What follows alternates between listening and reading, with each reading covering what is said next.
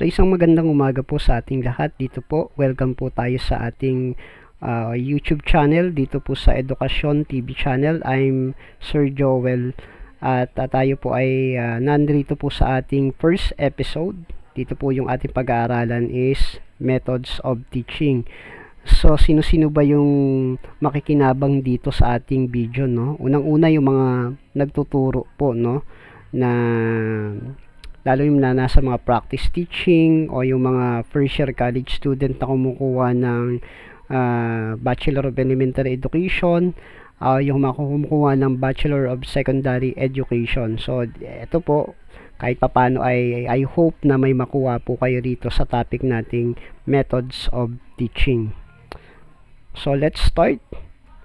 So as an introductory, sabi nga rito, lecture method is one of the oldest methods used in classroom by teacher. So ang lecture method po ay ang isa sa pinaka matandang pamamaraan na ginagamit po ng mga guro sa classroom po, sa silid-aralan. Okay? To impart knowledge to student, para i-impart o ibigay po yung karunungan, kaalaman sa mga estudyante. So it is becoming necessary to explain the meaning. So napakahalaga na kailangan natin tong kailangan ipaliwanag po, no, merits and pitfalls in lecture methods, and also provide hint for effective utilization of this method in its simplest sense, in imparting knowledge. So yung lang yung pinakabuod doon, no, yung mag-impart po tayo ng kaalaman sa mga estudyante. It is the connotation of experience.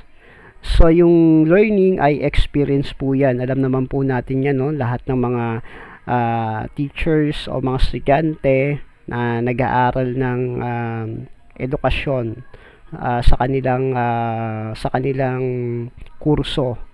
Okay? Whether yan ay elementary education o secondary education, alam po natin na ang learning is experience. This experience may consist of facts. Yung experience raw na matututunan ng mga estudyante ay about sa facts, truth, doctrine, ideas po. So sa atin, ang tinuturo sa atin nung tayo po ay mga college student pa, ay tinuturo sa atin yung mga facts. So for example, yung history, no? Ano ba yung mga facts sa history? Although minsan ay hindi rin nagkakasundo po pagdating dun sa tinatawag nating kasaysayan, dahil iba-iba yung kanilang mga tinatawag nating claims. O ito bang taong to? Ito ba yung talagang eksaktong taon na ito po ay naganap? Parang gano'n, no?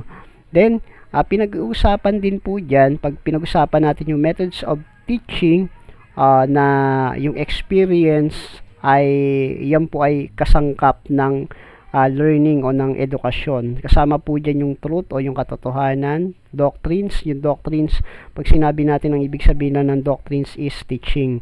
Tapos kasama po yung ideas or ideals, or it may consist of the process or skills.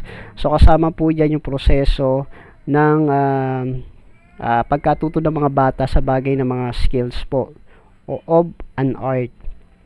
The teacher is the sender or the source. So yung teacher po ang tinatawag nating sender po, o yung pinagmumulan ng karunungan o ng kaalaman po. The educational materials is the information or message, and the student is the receiver of information. Yung mga estudyante naman ang receiver po ng tinatawag nating information po. So this type of sending and receiving is known as communication. So yung type raw o yung uri ng ganitong pagbibigay o pagsisend ng informasyon ay tinatawag na komunikasyon. So yung communication, sabi nga, there are various modes of communication. May iba't ibang pamamaraan para makipag-communicate ang isang teacher o ang isang guro sa mga estudyante.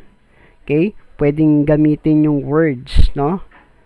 Okay? Kaya nga, napakahalaga pag tayo po ay nakikipag-communication sa ating mga estudyante. Una, dapat naintindihan nila, malinaw nating sinasabi po sa kanila yung mga impormasyon na dapat nilang matutunan. Kasama din po dyan yung sign language po sa kanilang pagkatuto, ma-experience nila, lalo na yung mga PWD na kung saan ay wala silang capacity magsalita dahil yun nga PWD sila, pwede pa rin silang matuto sa pamamagitan ng sign language po. Or pwede sila matuto sa mga objects po. Sabi nga by action or by examples, o ay ano po natin sa kanila, i-action po natin sa kanila. Balikan natin yung communication niya, no? So yung mga estudyante minsan mas madalas mas gusto nilang ina-action nila yung ating mga sinasabi o yung ating tinuturo. Lalo na pag mga elementary o kahit high school pa nga, mga junior high school, minsan mas nagugustuhan nila yung ina-act po natin, no? Parang ginagawa nating teatro yung way ng pagtuturo po natin sa mga estudyante. Kasi kunyari minsan basahin mo yung libro na walang hindi mo binigyan ng buhay, parang hindi sila makikinig sa ganung estilo o methods ng ating gagawin. So napakahalaga po na maganda rin na i-acting natin yan, lalo na yung mga bata. Mas gusto nilang parang nabubuhay yung mga aklat sa pamamagitan ng ating pag-arte. So ang pagtuturo ay ano rin yan, no? Art sining o art ng pagtuturo din. Okay?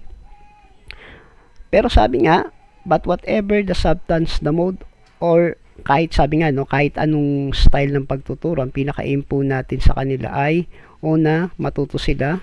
Sabi nga dyan, the act itself, fundamentally considered, is always substantially the same. It's a communication of experience. Yung komunikasyon, ang pinaka-importante, no, na maranasan nila sa pamamagitan ng communication, yung ating ginagawang pagtuturo. It is like painting a picture. So, yung communication raw ay inihalin tulad sa pagguhit ng isang painting o ng isang larawan. One conceived in the mind of another. So, yung ating pagtuturo ay ipinipinta po natin sa kanila o kinikintal natin sa kanilang isipan kung paano natin iginuguhit yung mga information o yung pagtuturo po natin para po sila ay matuto po. Then, it is influence over the thoughts and understanding and the shaping them thereof the understanding some truth which the teacher known and wishes to communicate. So ang pagtuturo ay isang impluwensya rin, no? Yan, dapat tayo mga teacher ay influencer sa atin mga student. Kung yung influence natin ay dapat ay sa kanilang pagkatuto at sa kanilang ikabubuti, no? So with that, maraming salamat. So dito ko lang muna puputulin yung ating short video dito po sa ating first YouTube video po natin dito po sa ating class na sa ating pinag-uusapan ngayon, no, na methods of teaching. So with that, maraming salamat po at see you po sa ating next video po. God bless po sa ating lahat.